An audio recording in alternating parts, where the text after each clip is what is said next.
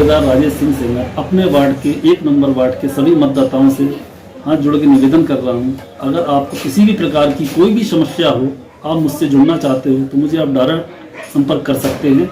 Any time मैं आपकी मदद के लिए हमेशा तैयार हूं और मैं आपसे मिलकर और जुड़कर ही रहना चाहता हूं।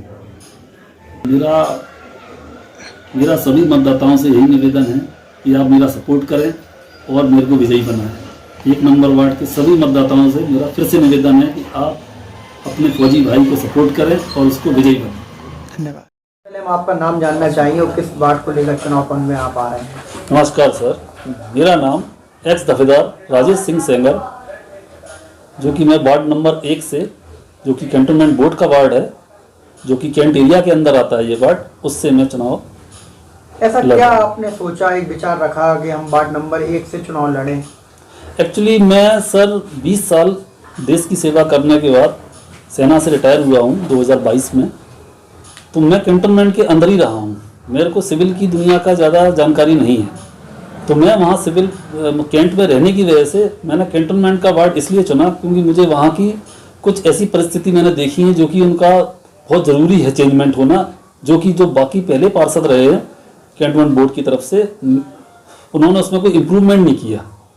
तो इसलिए मेरे अंदर थोड़ा सा आया चेंजमेंट की जब मैं रिटायर होऊंगा तो एक बार मैं भी कैंट बोर्ड का चुनाव लड़के और अपने जो देश के जवान हैं प्लस हमारे आम नागरिक हैं उनकी सेवा के लिए इसकी तैयारी करेंगे। देश के जवान हैं और आपको क्या है कि कानूनी सुरक्षा वगैरह सारा ज्ञान है, आपने कोई कार्रवाई वगैरह नहीं की, जो कार्य नहीं हुए, ऐसे अधूरे क्या कार्य थे जो पूरे नहीं हुए आपके वार्ड में? एक्चुअली सिक्योरिटी से रिलेटेड तो कैंट के अंदर कभी कोई बात हुई नहीं है, ना कभी होगी, क्योंकि भारतीय सेना अपने आप में बहुत मजबूत है।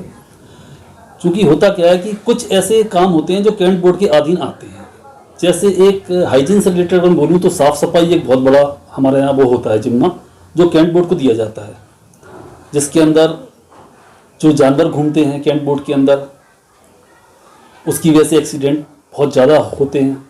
स्कूल बच्चों जो आते हैं स्कूल से छुट्टी हो गई उनको बहुत नुकसान पहुंचता है। तो उस चीज़ पे कंट्रोल कैंटोनमेंट बोर्ड के ही पार्षद और कैंटोनमेंट बोर्ड के ही कर्मचारियों की जवाबदारी होती है। तो वो चीज़ तो मेरे को आज तक नहीं दिखी कैंटोनमेंट के अंदर, और ना जाने कितने ऐसे एक्सीडेंट हुए हैं जिनके अंदर अच्छे बेकसूर लोगों का बहुत बड़ा नुकसान भी हुआ है। तो इस चीज़ को मद्देनजर रखते हुए मैंने अपना विचार बनाया कि मैं जरूर कैंट बोर्ड के अंदर वार्ड नंबर 1 में जब जाते हैं तो सभी ऑफिसर वर्ग के लोग हैं उस कॉलोनी के अंदर, तो आपकी मुलाकात होती है तो वो किस तरह का जिक्र करते हैं कि क्या उन्हें सबसे बड़ी परेशानी आती है? मैं जब अपने वार्ड के अंदर वैसे ही टहलता हूँ, मैं रोज़ शाम को वॉक करने और अपना मॉर्निंग वॉक के लिए वहाँ पे मेरा रूटीन है जाना, तो मैं जाता हूँ तो मैं वहाँ उन लोगों से यही पूछता हूँ कि सर आप लोगों को ऐसी क्या चीज़ है जो यहाँ पे बिल्कुल अच्छी नहीं लगती और आप चाहते हो कि ये चीज़ चेंजमेंट होनी चाहिए। उनका कहना कुछ ये है कि यहाँ पे जो विदाउट पास वाले कुछ ऐसे मतलब वर्कर्स हैं जिनको अथॉरिटी नहीं है कैंट के अंदर घूमने की, वो भी अपनी मर्जी से कैंट के अंदर घूमते हैं अनऑथराइज। उन बंदों पे लगाम होना चाहिए, क्योंकि आप जब तक किसी की आईडी नहीं देखेंगे आप अंदर कैसे जाएंगे।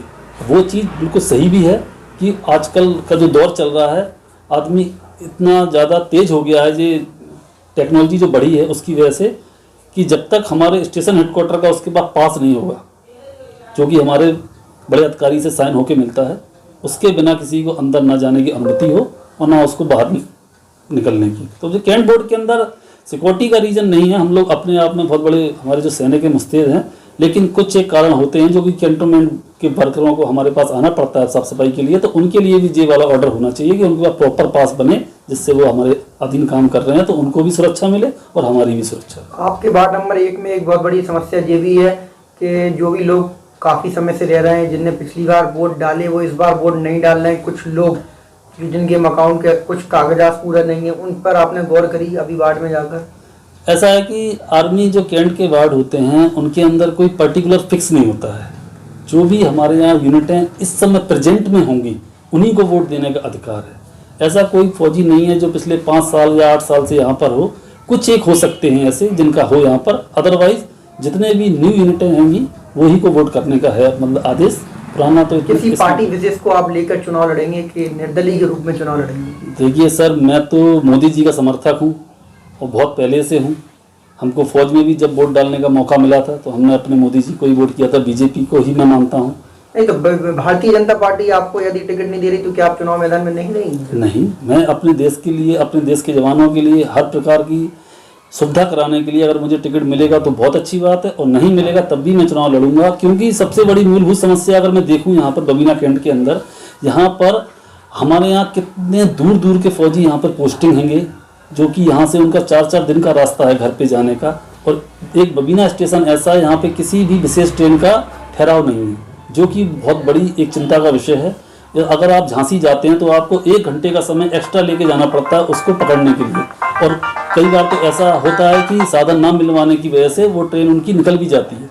तो ये एक बहुत बड़ी समस्या है, इस पर तो 100% काम करना होगा। और मैं अगर बाई चांस, उम्मीद तो मुझे पूरी है, और मैं अगर इस पद पे आ जाता हूँ तो मैं 100% कोशिश करूँगा कि यहाँ पर अपने फौजी भाइयों के लिए विशेष तौर पे कुछ एक गाड़ियाँ जो कि लॉन्ग रूट की हैं उनको यहाँ पे ठहराव पक्का कराया जाए। वार्ड नंबर 1 की जनता तक आज मीडिया के माध्यम से क्या संदेश जाने वाला है, जो आपको आज देखेंगे लोग समझेंगे, उन तक क्या देना चाहेंगे आप संदेश? वार्ड नंबर 1 से मैं इतना ही बोलूँगा, जो भी मेरे साथीगण हैंगे फौजी भाई जिनके साथ मैंने नौकरी की है, अभी मैं रिटायर हो गया हूँ लेकिन पार्ट तो मैं आर्मी का ही हूँ, ऑल टाइम रहूँगा, तो मैं उनके लिए जी जान से अगर मुझे मौका मिलेगा तो मैं हर प्रकार की सेवा करूँगा और कभी उनको शिकायत का कोई मौका नहीं दूँगा। भारतीय जनता पार्टी के उच्च अधिकारियों और उन तक क्या कोई मैसेज है आपका टिकट को लेकर? नहीं, मेरा ऐसा कोई मैसेज नहीं है। पार्टी विशेष से अगर क्या आग्रह रहेगा आपका? मैं पार्टी विशेष के उच्च अपने जितने भी हैंगे हमारे, उनसे सभी से निवेदन करता हूं, अगर मुझे पार्टी से टिकट मिलेगा जी जान से पार्टी के लिए अपनी सेवा दूंगा, और उम्मीद करूंगा कि पार्टी मेरे से कभी निराश ना हो और उनको मैं कभी शिकायत का मौका ही नहीं दूंगा। मैं शुरू से बीजेपी वाला रहूंगा और भारतीय जनता पार्टी का ही समर्थक हूँ।